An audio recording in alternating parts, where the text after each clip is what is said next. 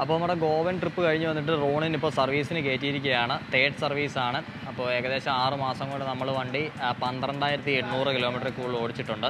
11,500 മുതൽ 12,000 വരെയാണ് റോണിൻ്റെ third service company പറയുന്നത്. പക്ഷേ അതിൽ ഒരു 900 കിലോമീറ്ററോട് നമ്മൾ അധികം ഓടിയിട്ടുണ്ട്. കാരണം ഗോവയിൽ പോയിട്ട് വന്നിട്ട് സർവീസ് ചെയ്യാമെന്നാണ് ഞാൻ വിചാരിച്ചത്, അത്രയും കൂടെ ഓടിയതിന് ശേഷം. അപ്പോൾ അതിന് മുമ്പേ എൻ്റെ സർവീസ് ആയിട്ടില്ലായിരുന്നു. അപ്പോൾ എക്സ്ട്രാ ഒരു 1000 കൂടെ ഓടിയതും കൊണ്ട് പ്രത്യേകിച്ച് ഒന്നും വണ്ടിക്ക് സംഭവിക്കാൻ പോകുന്നില്ല. ജനറലി മാനുഫാക്ചറേഴ്സ് ഒരു റേഞ്ച് പറയുന്നു എന്നേ ഉള്ളൂ നമുക്ക് തേർഡ് സർവീസിനുള്ളത്. അപ്പം അതിൽ അല്പമൊക്കെ അങ്ങോട്ടോ ഇങ്ങോട്ടോ നിന്നെന്ന് പറഞ്ഞതും വലിയ പ്രശ്നം വരാൻ പോകുന്നില്ല. അപ്പോൾ തേർഡ് സർവീസിന് അത്യാവശ്യം കുറച്ച് പാർട്സ് നമുക്ക് റീപ്ലേസ് വരുന്നുണ്ട്. കാരണം തേർഡ് സർവീസ് എന്ന് പറഞ്ഞാൽ ഒരു മേജർ സർവീസാണ്. ഫസ്റ്റും സെക്കൻഡും പോലെയല്ല. തേർഡിൽ നമുക്ക് സ്പാർക്ക് പ്ലഗ്, എയർ ഫിൽറ്റർ പോലെയുള്ള കുറച്ച് കമ്പോണൻറ്റ്സ് റീപ്ലേസ് വരുന്നുണ്ട്. പുതിയത് നമ്മൾ വെക്കും, പഴയത് കളഞ്ഞിട്ട്. അപ്പം എന്തൊക്കെയാണ് എങ്ങനെയൊക്കെയാണ് ചെയ്യുന്നതെന്നുള്ളത് നമുക്ക് കുറച്ചുകൂടെ അടുത്ത് ഡീറ്റെയിൽ ആയിട്ട് കാണാം.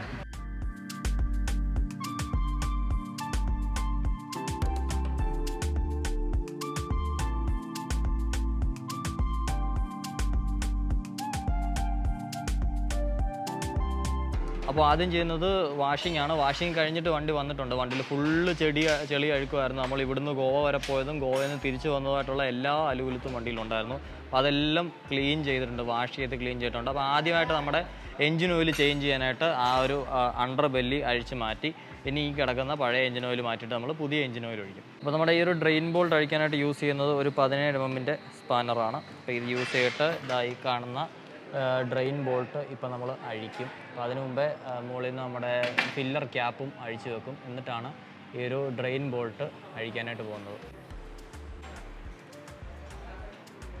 അത് കിടക്കുന്നത് നമ്മുടെ 12,800 കിലോമീറ്ററോളം ഓടിയ എൻജിൻ ഓയിൽ നല്ല കറുത്ത കളറിലാണ് വരുന്നത്.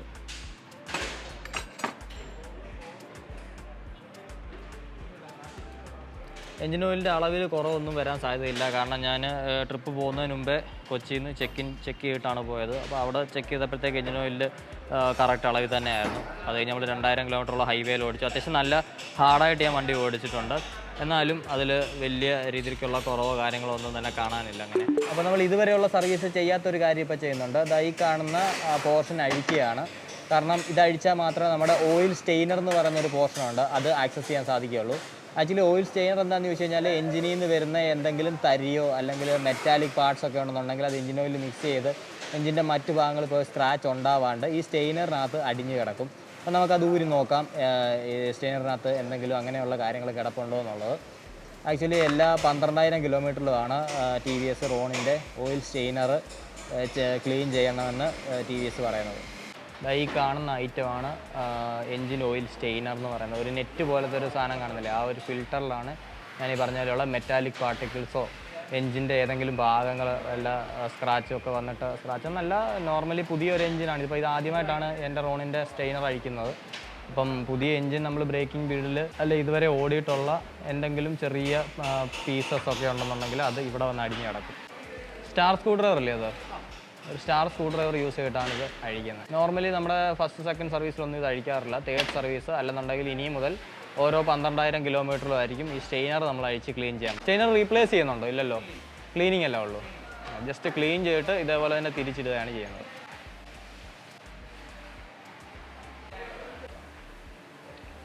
സ്റ്റെയിനർ അഴിക്കുമ്പോൾ നമുക്ക് കുറച്ച് ഓയിലും കൂടെ കൂടെ പോരും. അപ്പോൾ സ്റ്റെയിനർ ഒന്ന് കാണാം, നമുക്ക് കാണിച്ചതെന്ന്. ഇതാണ് സ്റ്റെയിനറിൻ്റെ അവസ്ഥ. വലിയ രീതിക്കുള്ള ചെളിയും കാര്യങ്ങളൊന്നും തന്നെ അതിലില്ല. നമ്മൾ ഉദ്ദേശിച്ച പോലുള്ള മെറ്റാലിക് പാർട്ടിക്കിൾസോ കാര്യങ്ങളൊന്നും തന്നെ അതിൽ വന്നിട്ടില്ല. കാരണം എഞ്ചിന് എന്തെങ്കിലും ഡാമേജ് ഉണ്ടെങ്കിൽ മാത്രമേ അതിലങ്ങനെ വലിയ തരികളൊക്കെ കാണാൻ സാധിക്കുകയുള്ളൂ. എന്തെങ്കിലും അങ്ങനെ ഉണ്ടെന്നുണ്ടെങ്കിൽ അത് ഓയിലിൽ മിക്സായി പോകാണ്ടിരിക്കുകയാണ് ഈ ഒരു സ്റ്റെയിനർ ഉപയോഗിക്കുന്നത്. ഇതാണ് ആ എഞ്ചിൻ ഓയിൽ സ്റ്റെയിനർ എന്ന് പറയുന്ന പാർട്ട്. അത് ഹോൾഡ് ചെയ്യുന്ന ആ ഒരു പോർഷനും അതിൻ്റെ വാഷറും കാര്യങ്ങളൊക്കെയാണിത്. അപ്പോൾ ഇതെല്ലാം നമ്മൾ അതിനോടനുബന്ധിച്ച് ഊരിയിട്ട് ക്ലീൻ ചെയ്യും. ഈ ഒരു പോർഷനിലാണ് ആ സ്റ്റെയിനർ ഇരുന്നത്. ഇത് സാധാരണ സർവീസിലായിരിക്കത്തില്ല. അപ്പോൾ ആ ഊരിയ ഓയിൽ സ്റ്റെയിനറിൻ്റെ ക്യാപ്പും സ്റ്റെയിനറും ഒക്കെ നമ്മൾ പെട്രോൾ ഇട്ട് വാഷ് ചെയ്യാണ് നല്ലപോലെ. അതിലിരിക്കുന്ന എൻജിൻ ഓയിലിൻ്റെ പാർട്ടിക്കിൾസ്, അതുപോലെ ഇപ്പോൾ നേരത്തെ പറഞ്ഞ പോലെ എന്തെങ്കിലും തരികൾ വല്ലതും അതിലുണ്ടെങ്കിൽ അത് നല്ലപോലെ പെട്രോൾ ഒഴിച്ച് ബ്രഷ് ഇട്ട് ക്ലീൻ ചെയ്തതിന് ശേഷമാണ് തിരിച്ച് റീഇൻസ്റ്റാൾ ചെയ്യാൻ പോകുന്നത്. അതേപോലെ തന്നെ അതിൻ്റെ ക്യാപ്പും എടുത്ത് വാഷ് ചെയ്യും. ഓയിൽ ഫിൽറ്ററും ഓയിലുമാണ് നമുക്ക് റീപ്ലേസ് വരുന്നത്. ഈ സ്റ്റെയിനർ അങ്ങനെ നമുക്ക് റീപ്ലേസ് വരാറില്ല. അത് ജസ്റ്റ് ഇതുപോലെ ക്ലീൻ ചെയ്തിട്ട് തിരിച്ചു തരാം.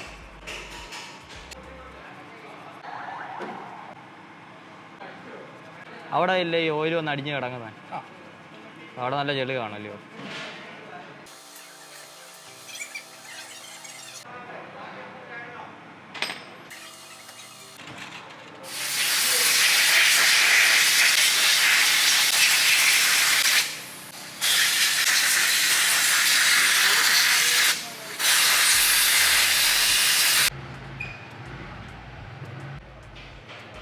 ക്ലീനായി പൊത്താൻ. ഇത് നമ്മുടെ ആ ഒരു ഡ്രെയിനർ ക്യാപ്പിൻ്റെ ബോൾട്ട് പെട്രോൾ ഒഴിച്ച് കഴുകിയതാണ് കണ്ടത്.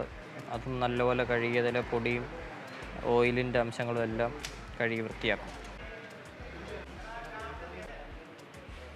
എന്നിട്ട് ഈ ഒരു സ്റ്റെയിനറിൻ്റെ ക്യാപ്പ് തിരിച്ച് ഫിറ്റ് ചെയ്യുക. 3 ബോൾട്ടിലാണ് നിൽക്കുന്നത്. സ്റ്റെയിനർ അഴിക്കേണ്ടതുകൊണ്ടും ആ ഒരു ഫുൾ ഏരിയ നമ്മൾ സ്റ്റെയിനർ ക്യാപ്പ് മൊത്തം അഴിക്കണം, എന്നിട്ട് ക്ലീൻ ചെയ്യണം. അപ്പോൾ ആ പരിപാടി കഴിഞ്ഞു. ഇതാണ് എഞ്ചിൻ ഓയിലിൻ്റെ അവസ്ഥ. ഏകദേശം 6000-7000 കിലോമീറ്റർ ഓടിയ എഞ്ചിൻ ഓയിലാണ്. സെക്കൻഡ് സർവീസിൽ മാറ്റിയ ഓയിലാണിത്. സെക്കൻഡ് സർവീസ് നമ്മുടെ 6000 കിലോമീറ്ററിലായിരുന്നു. അപ്പോൾ അത് കഴിഞ്ഞിട്ട് ഇപ്പോൾ 12800 കിലോമീറ്റർ ആയപ്പോൾ ഉള്ള അവസ്ഥയാണിത്. നമ്മൾ ഫിൽറ്റർ മാറാൻ പോയി. ഇനി അടുത്ത ഓയിൽ ഫിൽറ്റർ നമ്മളെല്ലാ എഞ്ചിൻ ഓയിൽ ചേഞ്ചിങ്ങിലും മാറ്റുന്ന ഒരു ഐറ്റമാണ്. അത് ക്ലീൻ ചെയ്തിടാറല്ല പതിവ്. നമ്മളത് മാറ്റി പുതിയ ഓയിൽ ഫിൽറ്ററും എഞ്ചിൻ ഓയിലും കൂടാണ് ഒഴിക്കാറ്.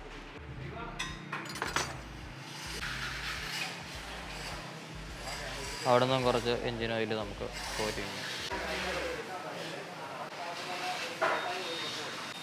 ഫിൽറ്ററെന്ന് കാണിച്ച്. ഇതാണ് ഓയിൽ ഫിൽറ്ററിൻ്റെ അവസ്ഥ. 6000 കിലോമീറ്റർ ഓടിയതാണ്, 6000+ ഓടിയതാണ്.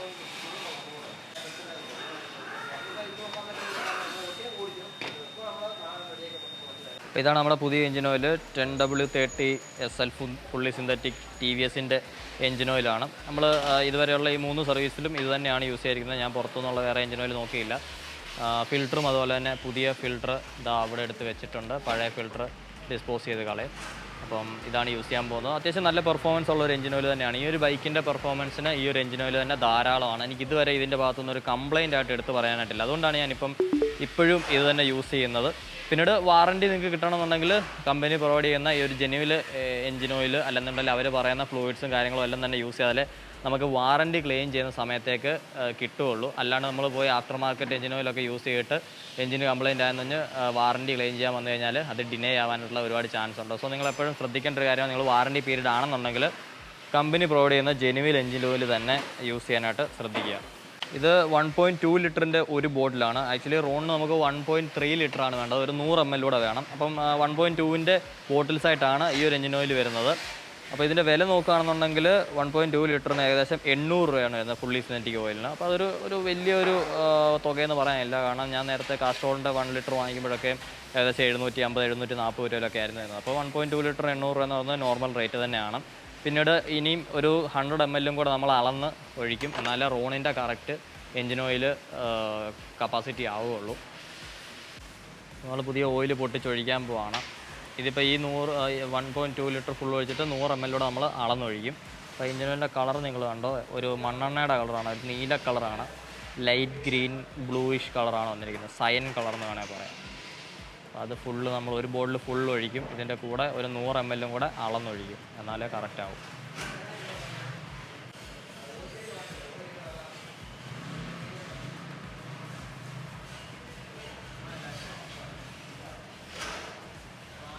ഇത് ഭയങ്കര ഒരു സാറ്റിസ്ഫൈങ് ആയിട്ടുള്ളൊരു സാധനമാണ് ഗൈസ്, പുതിയ എഞ്ചിൻ ഓയിൽ നമ്മൾ മാറി ഒഴിക്കുന്നത്. അപ്പോൾ നമ്മുടെ 100 ml കൂടെ ഒരു മെഷറിംഗ് കപ്പിൽ അളന്നെടുത്തേക്കുന്നതാണ്. ഇനി ഇതുകൂടെ ചെല്ലണം റോണിൻ്റെ എഞ്ചിൻ ഓയിൽ കപ്പാസിറ്റി ഫുള്ളാവാൻ.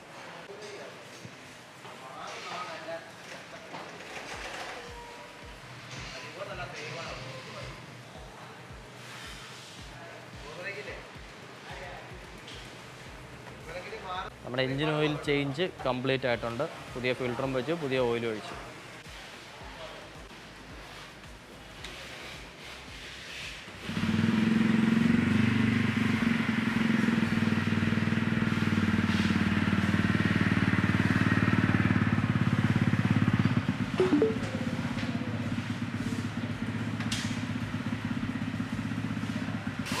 എന്തെങ്കിലും ലീക്കോ കാര്യങ്ങളോ ഒക്കെ ഉണ്ടോ എന്ന് ചെക്ക് ചെയ്തുകൊണ്ടിരിക്കുകയാണ്, ലൈറ്റൊക്കെ അടിച്ച്.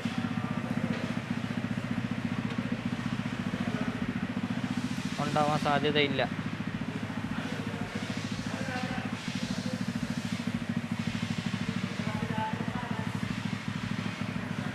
അതെ, ലീക്ക് നോക്കുവാണോ?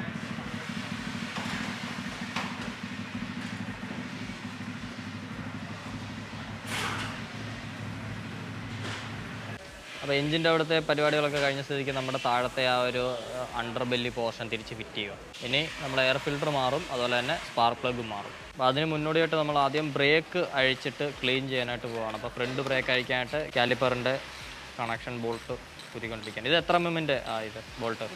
13 mm ആണ് നമ്മുടെ ഒരു കാലിപ്പർ കണക്ട് ചെയ്തിരിക്കുന്ന ബോൾട്ടിൻ്റെ സൈസ് വരുന്നത്. പിന്നെ ബ്രേക്ക് പാഡ് ഹോൾഡ് ചെയ്തേക്കുന്ന ആ ഒരു കണക്ഷൻ പിൻസാണ്. ഇത് എത്ര എമ്മിൻ്റെ അല്ലെങ്കിൽ? 5-ൻ്റെ അല്ലെങ്കിൽ യൂസ് ചെയ്തിട്ടാണ് അത് നമ്മൾ വരുന്നത്. ഞാൻ ഗോവയ്ക്ക് പോകുന്നതിന് മുമ്പ് മാറിയതാണ് ബ്രേക്ക് പാഡ്. അപ്പം ബ്രേക്ക് പാഡ് ചേഞ്ച് ചെയ്യേണ്ട ആവശ്യം വരത്തില്ല, പക്ഷേ നമുക്കൊന്ന് ക്ലീൻ ചെയ്തിട്ട് ഇടാം.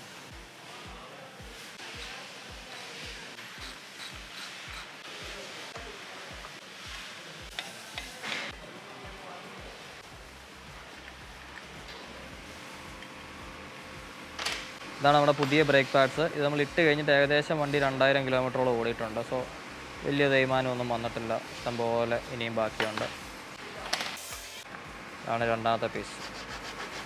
ഇത് നമ്മൾ നന്നായിട്ട് സാൻഡ് പേപ്പറിലിട്ട് ഉരച്ച് അതിൻ്റെ മുകളിലുള്ള ഈ ഡെബ്രി എല്ലാം കളയും. എന്നിട്ട് കംപ്രസ്ഡ് എയർ അടിച്ചിട്ട് ഇതിലിരിക്കുന്ന ബ്രേക്ക് ഡസ്റ്റും കാര്യങ്ങളും എല്ലാം റിമൂവ് ചെയ്യും. അപ്പോൾ കുറച്ചും കൂടെ നമുക്ക് ബൈറ്റും ആ ഒരു സ്റ്റോപ്പിംഗ് പവറൊക്കെ എഫിഷ്യൻ്റ് ആയിട്ട് കിട്ടും. നിങ്ങൾ ഇടയ്ക്കിടയ്ക്ക് ചെയ്യുന്നത് നല്ലതാണ്. വലിയ ലോങ് റൈഡൊക്കെ പോകുന്നുണ്ടെങ്കിൽ അതിന് മുമ്പ് തീർച്ചയായിട്ടും നിങ്ങൾ ബ്രേക്ക് പാഡ്സ് ചെക്ക് ചെയ്യുക. അതുപോലെ അതിൻ്റെ ലൈഫ് നോക്കുക, നിങ്ങൾ പോകുന്ന റൈഡിന് അത് മതിയാവുമോ എന്നുള്ളത്. എന്നിട്ട് അതിനെ ക്ലീൻ ചെയ്യിപ്പിച്ചും കൂടി ഇടുക.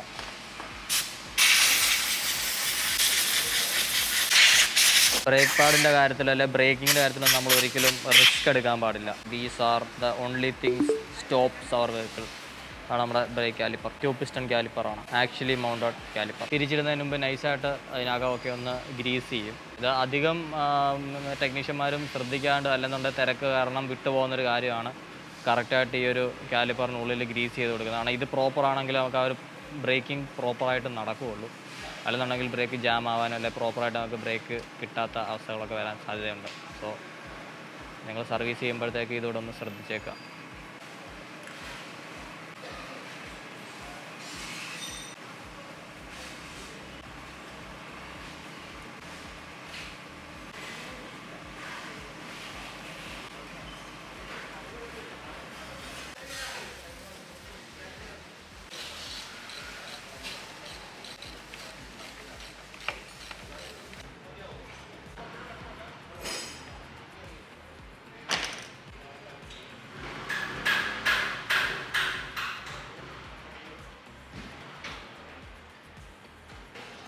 All set. ഇതേപോലെ നമ്മൾ ബാക്ക് ബ്രേക്ക് കാലിപ്പർ അഴിച്ച് ക്ലീൻ ചെയ്യും.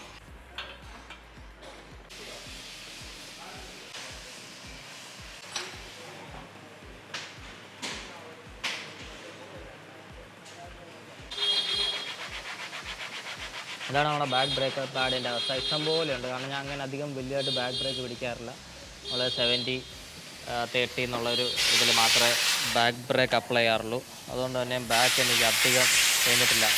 ഇതെൻ്റെ സ്റ്റോക്ക് ബാക്ക് ബ്രേക്ക് പാഡ് തന്നെയാണ്. ഫ്രണ്ട് പക്ഷേ നമ്മൾ ഒരു 10,000 ആയപ്പോഴത്തേക്ക് ഒന്ന് മാറ്റി. അതുപോലെ ഞാൻ 10,000 ആയപ്പോഴത്തേക്ക് എൻ്റെ ബാക്ക് ടയറും മാറ്റി. അപ്പോൾ നിങ്ങൾക്ക് തോന്നാം ബാക്ക് ബ്രേക്ക് പാഡ് എൻ്റെ അധികം തേഞ്ഞിട്ടില്ല, പക്ഷേ ബാക്ക് ടയർ തേഞ്ഞു. അപ്പോൾ അത് എന്താണ് അങ്ങനെ സംഭവിച്ചതെന്നുള്ളത്. ആക്ച്വലി ബ്രേക്കിംഗ് കൊണ്ട് മാത്രമല്ല നമ്മുടെ ടയർ തേയുന്നത്.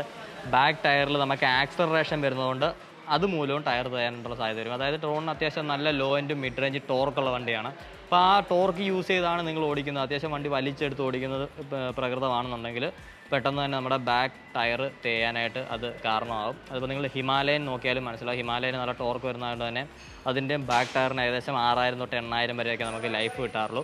അപ്പോൾ റോണിൻ്റെ കാര്യത്തിൽ എനിക്ക് ഈ കിടക്കുന്ന സ്റ്റോക്ക് ടയർ വെച്ചിട്ട് ഒരു 10,000 കിലോമീറ്ററാണ് ടയറിൻ്റെ ലൈഫ് കിട്ടിയിരിക്കുന്നത്. സത്യം പറഞ്ഞാൽ ഈ ഒരു ടയറിൻ്റെ പ്രൈസ് വരുന്നത് ഏകദേശം 3,200 രൂപ 3,600 രൂപ റേഞ്ചിലുള്ളൂ.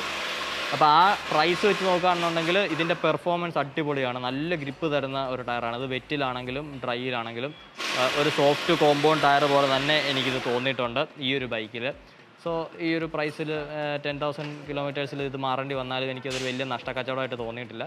അത്യാവശ്യം നല്ല പെർഫോമൻസ് തന്ന ടയർ ആയതുകൊണ്ട് തന്നെ ഇത് പിന്നെയും എൻ്റെ വണ്ടിയിൽ ഓപ്റ്റ് ചെയ്തത് വേറൊരു ആഫ്റ്റർ മാർക്കറ്റ് ടയറിലേക്ക് പോകാണ്ട് അത്യാവശ്യം നല്ല ഒരു ടയറാണ്. ടി വി എസിൻ്റെ എക്സ്പ്ലോർ എന്ന് പറയുന്ന ഒരു ടയറാണിത്. ഇത് എക്സ്ക്ലൂസീവ്ലി റോണിന് വേണ്ടിയിട്ട് ടി വി എസ് ഇറക്കുന്ന ഒരു ടയറാണ്. നമുക്കിത് വെളിയിൽ കടയിലൊന്നും കിട്ടില്ല. ടി വി എസ് ഷോറൂമുകളിൽ നിന്ന് മാത്രമാണ് ഈ ഒരു ടയർ വാങ്ങിക്കാനും കിട്ടുന്നത്. കഥ പറഞ്ഞുകൊണ്ടിരുന്നപ്പോഴത്തേക്ക് ബാക്ക് ബ്രേക്ക് ക്ലീൻ ചെയ്തിട്ടുണ്ട്.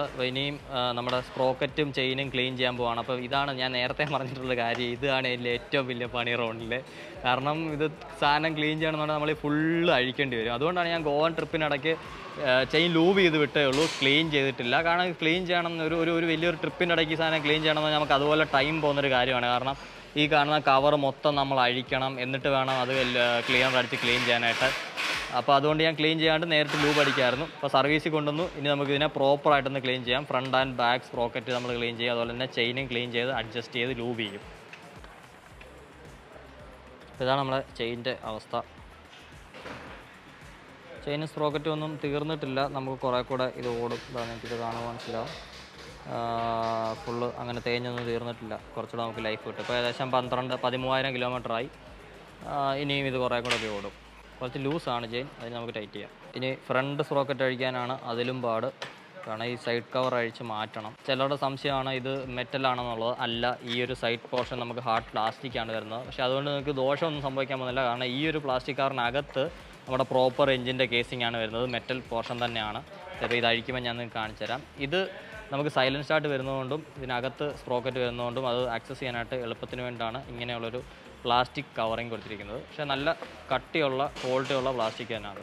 പിന്നുള്ളതാണ് ഇത് അഴിക്കണം എന്നുണ്ടെങ്കിൽ നമുക്ക് ഈ ഗിയർ ലിവർ മൊത്തത്തിൽ അഴിച്ചിങ്ങ് എടുക്കേണ്ടി വരും. അപ്പോൾ നിങ്ങളൊരു എക്സ്പേർട്ട് അല്ല എന്നുണ്ടെന്നുണ്ടെങ്കിൽ ഇതൊക്കെ അത്യാവശ്യം നല്ല ബുദ്ധിമുട്ടായിട്ട് തന്നെയുള്ള പരിപാടികൾ തന്നെയാണ്. അതുകൊണ്ട് നിങ്ങൾക്ക് ഇതൊക്കെ ചെയ്യണമെന്നുണ്ടെങ്കിൽ ടി വി എസിൻ്റെ സർവീസ് സെൻറ്ററിൽ തന്നെ കൊണ്ടുവന്ന് റോണിൻ്റെ ടെക്നീഷ്യനെ കൊണ്ട് തന്നെ ചെയ്യിക്കുന്നതാണ് ഏറ്റവും നല്ലത്. പിന്നെ കവർ ഉള്ളതുകൊണ്ടും നമ്മൾ ഈ റോണിനെ അധികം ഓഫ് റോഡൊന്നും ഓടിക്കാൻ ഞാൻ ഉദ്ദേശിക്കുന്നില്ല. അപ്പോൾ അതുകൊണ്ട് ഫ്രണ്ട് സ്പോക്കറ്റിലേക്ക് ഒരുപാട് ചെളിയും മഡും ഒക്കെ കയറാനായിട്ടുള്ള ചാൻസസ് കുറവാണ്. അപ്പോൾ കഴിയുമ്പോൾ നോക്കാം എന്തോരം കാണുമെന്നുള്ളതാണ്. ഇവിടുന്ന് ഗോവ വരെയും ഇവിടെ വരെയുള്ള ചെളിയും പൊടിയും എല്ലാം ഉണ്ട്. അപ്പോൾ അതിൽ എത്രത്തോളം നമ്മുടെ ഫ്രണ്ട് സ്പ്രോക്കറ്റിലേക്ക് അത് ചെന്നിട്ടുണ്ടെന്നുള്ളത് നോക്കാം. ഫുൾ ഗിയർ ലിവർ തന്നെ നമ്മൾ അഴിച്ച് മാറ്റി വെച്ചേക്കാണ്.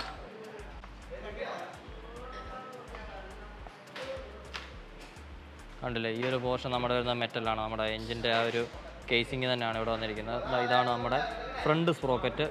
ഫ്രണ്ട് സ്പ്രോക്കറ്റിൻ്റെ അവിടുത്തെ ചെളി നിങ്ങൾക്ക് നോക്കിയാൽ മനസ്സിലാവും. ഇത്രയും ചെളി അവിടെ ഇരിപ്പുണ്ട്. കുമിഞ്ഞു കൂടിയിരിക്കുകയാണ്. 6000 കിലോമീറ്ററിൻ്റെ ചെളിയുണ്ട് അതിനകത്ത്. അതിന് നമുക്ക് ക്ലീൻ ചെയ്യാം.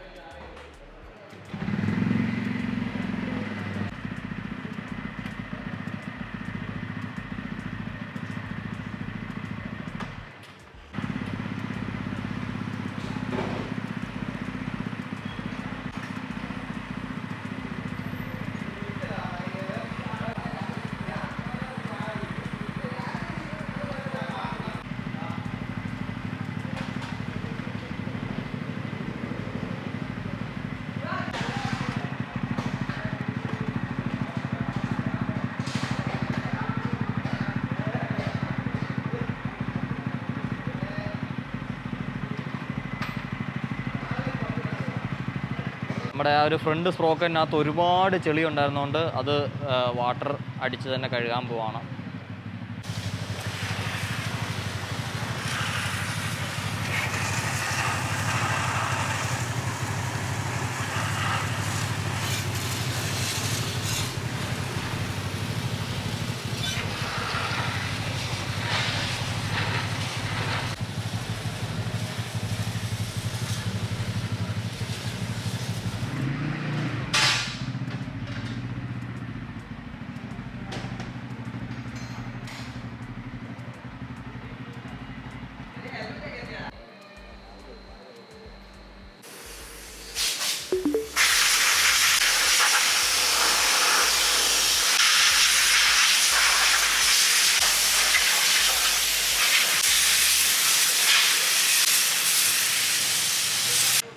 ചെയിൻ്റെ ടെൻഷൻ കറക്റ്റ് ചെയ്യാൻ പോവാണ്. അത്യാവശ്യം ലൂസായിരുന്നു നമ്മുടെ ചെയിന്.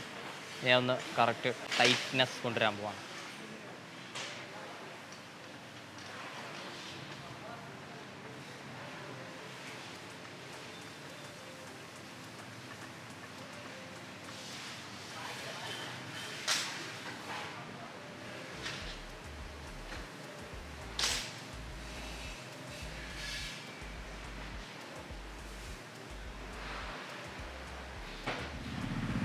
അപ്പോൾ ടൈറ്റ്നെസ് കറക്റ്റായി കഴിഞ്ഞാൽ അടുത്ത് നമ്മൾ ചെയ്യാൻ പോകുന്നതാണ് ചെയിൻ ലൂബ്.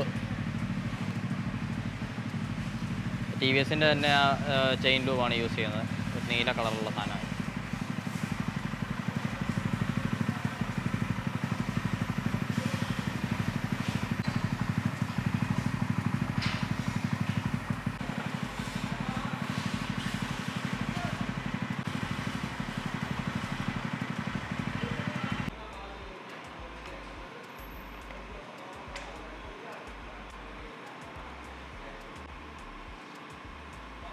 അഴിച്ച സാധനങ്ങളെല്ലാം നമ്മൾ തിരിച്ച് ഫിറ്റ് ചെയ്തേക്കാണ്. കവർ ഫിറ്റ് ചെയ്തു, ഗിയർ ലിവർ ഫിറ്റ് ചെയ്തു, പിന്നെ ഈ ചെയിൻ കവറും കൂടെ ഫിറ്റ് ചെയ്യാനുണ്ട്.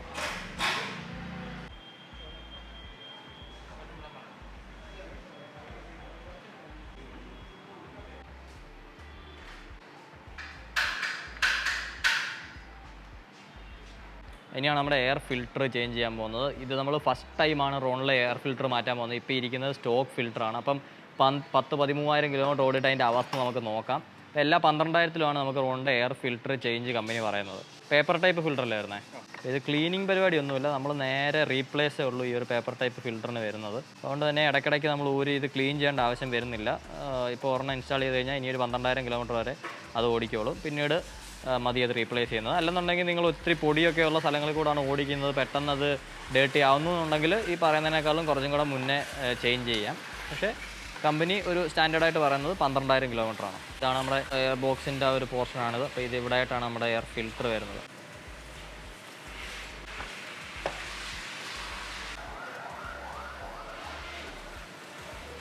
തേർഡ് സർവീസായ വണ്ടി എത്ര എണ്ണം വന്ന് കാണും? ആ, ഇതിനകത്താണോ ഇരിക്കുന്നത്? ഇത് കഴിക്കണം അല്ലേ? ഓ, എല്ലാം ഭയങ്കര ടൈറ്റ്ലി പാക്ക്ഡ് ആണ്. അതുകൊണ്ട് തന്നെ കുറച്ച് ബുദ്ധിമുട്ടും നമ്മളെല്ലാം ഒന്ന് അഴിച്ചെടുക്കാനൊക്കെ. ഇപ്പോൾ തന്നെത്താനെയൊക്കെ ചെയ്യുന്നവരാണെന്നുണ്ടെങ്കിൽ നിങ്ങൾ അത്യാവശ്യം നല്ലപോലെ വേർക്കും. അല്ലെങ്കിൽ നിങ്ങളുടെ കയ്യിലെല്ലാം കറക്റ്റ് ടൂൾസ് ഉണ്ടായിരിക്കണം. ഇല്ലെന്നുണ്ടെങ്കിൽ നമുക്ക് അത്യാവശ്യം നല്ല പാടാണ് ഈ സാധനങ്ങളെല്ലാം അഴിച്ച് റീപ്ലേസ് ചെയ്യുക എന്ന് പറയുന്നത്. സൈഡ് കവറും നമ്മൾ മാറ്റിയിട്ടുണ്ട്. സോ ഇതാണ് നമ്മുടെ ഒരു എൻറ്റയർ എയർ ബോക്സ് എന്ന് പറയുന്നത്.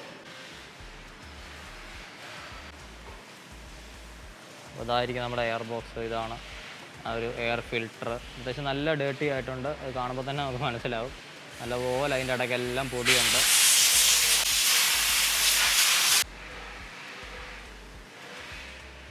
ഇതാണ് നമ്മുടെ എയർ ഫിൽറ്ററിൻ്റെ അവസ്ഥ. ഇതിൻ്റെ ഇടയെല്ലാം പൊടിയാണ്. അതാണ്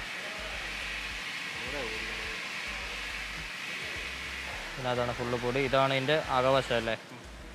അകവശം നിങ്ങൾക്ക് നോക്കി കാണാം. അത്യാവശ്യം പൊടി ഇങ്ങനെ അകത്തോട്ട് ഇറങ്ങി വരുന്ന പോലെ കണ്ട കളർ മാറിയേക്കുന്നുണ്ട്. ഈ ഒരു പുതിയതെടുക്കുമ്പോൾ ഇപ്പോൾ കാണാം നമുക്ക് ഇതിൻ്റെ കളർ. ഈ ഒരു മഞ്ഞ കളറിലിരിക്കുന്ന സാധനമാണിത്.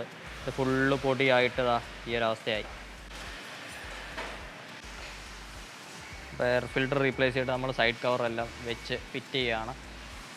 അടുത്തത് നമ്മൾ സ്പാർക്ക് പ്ലഗ് മാറും.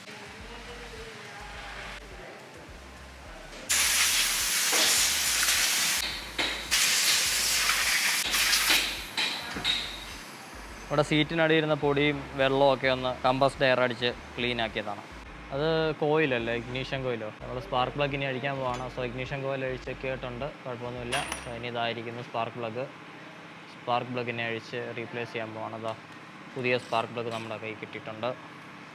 ഇതാണ് പുതിയ സ്പാർക്ക് പ്ലഗ്. സ്പാർക്ക് പ്ലഗും 12,000 കിലോമീറ്ററിലാണ് മാറുന്നത്. 153 രൂപയോളമാണ് ഈ ഒരു സ്പാർക്ക് പ്ലഗിൻ്റെ വില വരുന്നത്. പഴയ സ്പാർക്ക് പ്ലഗിൻ്റെ അവസ്ഥ നമുക്ക് നോക്കാം.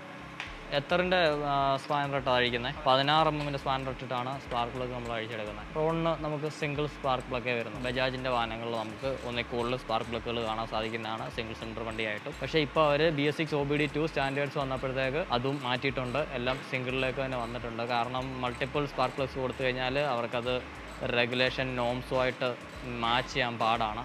കാരണം സ്ട്രിക്റ്റ് ആക്കിക്കൊണ്ടിരിക്കുകയാണ് നമ്മുടെ പൊല്യൂഷൻ നോംസ്. സോ സിംഗിൾ ആണ് കുറച്ചും കൂടെ എഫിഷ്യൻ്റ് ആയിട്ട്, അല്ലെങ്കിൽ പൊല്യൂഷൻ കുറച്ച് അവർക്ക് ചെയ്യാൻ പറ്റുന്നത്. അതുകൊണ്ടാണ് DTSIയിൽ നിന്നൊക്കെ ട്രിപ്പിൾ സ്പാർക്കിൽ നിന്നൊക്കെ ബജാജും സിംഗിൾ സ്പാർക്കിലേക്ക് വന്നത്. നമുക്ക് TVS വാഹനങ്ങളിലെല്ലാം നമുക്ക് മിക്കതും സിംഗിൾ സ്പാർക്ക് പ്ലഗ് തന്നെയാണ് വരുന്നത്. നമുക്ക് ഈ സ്പാർക്ക് പ്ലഗ് വരുന്നത് റോണിനായിട്ട് സെപ്പറേറ്റ് ഒന്നുമില്ല. നമ്മളുടെ ടി വി എസിൻ്റെ മറ്റ് ഈ ഒരു 200cc എഞ്ചിൻസ് ഒക്കെ യൂസ് ചെയ്യുന്ന വാഹനങ്ങളുടെ സെയിം സ്പാർക്ക് പ്ലഗ് തന്നെയാണ്. അതായത് നമ്മുടെ 164V, 204V, 180 പോലെയുള്ള വാഹനങ്ങളിൽ യൂസ് ചെയ്യുന്ന അതേ സ്പാർക്ക് പ്ലഗ് തന്നെയാണ് നമുക്ക് ടി വി എസ് റോണിലും യൂസ് ചെയ്യുന്നത്. അതേ കാര്യം തന്നെയാണ് ബ്രേക്ക് പാഡ്സിൻ്റെ കാര്യത്തിലും. നമുക്ക് റോണിലെ ബ്രേക്ക് പാഡ് എന്ന് പറയുന്നത് അപ്പാഷെ 200ൽ കാണുന്ന അതേ സെയിം ബ്രേക്ക് പാഡ് തന്നെയാണ്. ആ ബ്രേക്ക് പാഡ് തന്നെ എടുത്തിട്ടാണ് നമ്മൾ ഇതിൽ യൂസ് ചെയ്യുന്നത്. ഇതാണ് നമ്മുടെ ആ ഒരു 13,000 കിലോമീറ്ററോളം ഓടിയ സ്പാർക്ക് പ്ലഗിൻ്റെ അവസ്ഥ. എങ്ങനെയുണ്ട്? ഇതാണ് നമ്മുടെ പുതിയ സ്പാർക്ക് പ്ലഗ്. ഈ ഒരു കോയിലിൻ്റെ ഇടയ്ക്കുള്ള ഗ്യാപ്പ് നോക്കുമ്പോൾ നമുക്ക് മനസ്സിലാവും അത് എന്തോരം വെയർ ഔട്ട് ആയി എന്നുള്ളത്. അപ്പോൾ ഇത് പുതിയതാണ്. ഇതിന് കറക്റ്റ് ആ ഒരു ഗ്യാപ്പും കാര്യങ്ങളൊക്കെയാണ് വരുന്നത്. എല്ലാ 13,000ലും നമുക്ക് റോണിന് സ്പാർക്ക് പ്ലഗ് റീപ്ലേസും കമ്പനി പറയുന്നത്. അത് കറക്റ്റ് ടൈമിൽ തന്നെ നമ്മൾ ചെയ്ത് കൊടുക്കുക. ഗൈസ്, അങ്ങനെ നമ്മുടെ സർവീസ് എല്ലാം കഴിഞ്ഞിട്ട് വണ്ടി കിട്ടിയിട്ടുണ്ട്. അതാ നല്ല കുട്ടപ്പനായിരിക്കുകയാണ്. ഗോവയിൽ പോയിട്ട് അലമ്പി തെറ്റി വന്ന ആളാണെന്നേ പറയത്തില്ല. നല്ല ക്ലീൻ ആയിട്ടുണ്ട്. അത് അകത്തുനിന്നും പുറത്തുനിന്നും ക്ലീനായി. അപ്പോൾ ബില്ല് നോക്കുകയാണെന്നുണ്ടെങ്കിൽ തേർഡ് സർവീസിന് എനിക്ക് ആയിരിക്കുന്നതാണ് 1346 രൂപ ടോട്ടൽ. അതപ്പോൾ എൻ്റെ സെക്കൻഡ് സർവീസ് വെച്ച് കമ്പയർ ചെയ്യുമ്പോഴത്തേക്ക് ഏകദേശം ഒരു 300 രൂപയും കൂടെ കൂടുതലാണ്. അപ്പോൾ ഇതിൽ നമ്മൾ എയർ ഫിൽറ്റർ മാറിയിരുന്നു, സ്പാർക്ക് പ്ലഗും മാറിയിരുന്നു. അപ്പോൾ അതിൻ്റെയൊക്കെ കൂടെ ക്യാഷാണ് ആഡ് ആയിരിക്കുന്നത്. ലേബർ നമുക്ക് ഫ്രീ ആണ്. ഇനി മുതലുള്ള സർവീസുകൾ വിത്ത് ലേബറും കൂടെ ആയിരിക്കും വരുന്നത്. അപ്പം ഫോർത്ത് സർവീസിന് എന്തോരം കോസ്റ്റ് ആവും എന്നുള്ളത് അറിയാനായിട്ട് നിങ്ങളെപ്പോലെ ഞാനും ക്യൂരിയസ് ആണ്. പക്ഷേ തേർഡ് സർവീസ് അത്യാവശ്യം നമുക്ക് അഫോർഡബിൾ എന്ന് തന്നെ വേണം പറയാനായിട്ട്. ഒരു 225cc എഞ്ചിനാണ്. സോ വണ്ടിയാണ്. അപ്പം വലിയൊരു കോസ്റ്റ് അല്ല 1350 രൂപ എന്ന് പറയുന്നത്. സോ ഇവർ ചെയ്ത സർവീസും കാര്യങ്ങളൊക്കെ വെച്ച് നോക്കുമ്പോഴത്തേക്ക് അതൊരു നല്ല കോസ്റ്റ് തന്നെയാണ്. നല്ല നീറ്റായിട്ട് ചെയ്തിട്ടുണ്ട് Kottayam T V S. So നിങ്ങൾക്ക് കോട്ടയം ടി വി എസിൽ സർവീസിന് വരണമെന്നുണ്ടെങ്കിൽ ഞാൻ ബുക്കിങ്ങിനുള്ള നമ്പറും കാര്യങ്ങളെല്ലാം ഡിസ്ക്രിപ്ഷനിൽ കൊടുക്കുന്നുണ്ട്. അവിടെ വിളിച്ചിട്ട് വന്നു കഴിഞ്ഞാൽ നിങ്ങൾക്ക് വലിയ വെയിറ്റിംഗ് പീരീഡ് ഇല്ലാണ്ട് തന്നെ വണ്ടി സർവീസ് ചെയ്ത് ഇറക്കിക്കൊണ്ട് പോകാൻ സാധിക്കുന്നതാണ്. അപ്പോൾ ഇത്രയാണ് എൻ്റെ ഈ ഒരു സർവീസ് എക്സ്പീരിയൻസ്. അപ്പോൾ ചെയ്ത കാര്യങ്ങളൊക്കെ നിങ്ങൾ കണ്ടല്ലോ. ഇത്രയൊക്കെയാണ് നമ്മുടെ റോണിന് തേർഡ് സർവീസിൽ ചെയ്യുന്ന കാര്യങ്ങൾ. ഒരു മേജർ സർവീസാണ് കഴിഞ്ഞത്. അപ്പോൾ ഇനിയും ഇതുകൊണ്ട് നമ്മളൊരു ഗോവ ട്രിപ്പ് കൂടെ പോകുന്നുണ്ട്. അപ്പോൾ പോയിട്ട് വന്നിട്ട് നോക്കാം എങ്ങനെയുണ്ട് സർവീസ് കഴിഞ്ഞപ്പോൾ വണ്ടിയുടെ പെർഫോമൻസ് എന്നുള്ളത്. മൈലേജിൻ്റെ വൈസ് ആണെങ്കിലും എഞ്ചിൻ പെർഫോമൻസിൻ്റെ വൈസ് ആണെങ്കിലും വണ്ടി ഇനി എങ്ങനെ പെർഫോം ചെയ്യുന്നു എന്ന് നോക്കാം. അതുപോലെ തന്നെ ഗോവയ്ക്ക് പോയിട്ട് വന്നതിൻ്റെ ഒരു വീഡിയോ ഞാൻ ഉടനെ ഇടുന്നുണ്ടായിരിക്കും. 12,000 കിലോമീറ്റർ ആയതിൻ്റെ ഒരു ഓണർഷിപ്പ് എക്സ്പീരിയൻസും ഇടുന്നുണ്ടായിരിക്കും. അതെല്ലാം കാണാനായിട്ട് നമ്മുടെ ചാനൽ സബ്സ്ക്രൈബ് ചെയ്തേക്കുക, ഇൻസ്റ്റാഗ്രാമിൽ ഫോളോ ചെയ്യുക. ഉടനെ തന്നെ ആ വീഡിയോസ് വരുന്നുണ്ട്. അപ്പോൾ ഞാൻ വീട്ടിൽ പോവാം. ബൈ.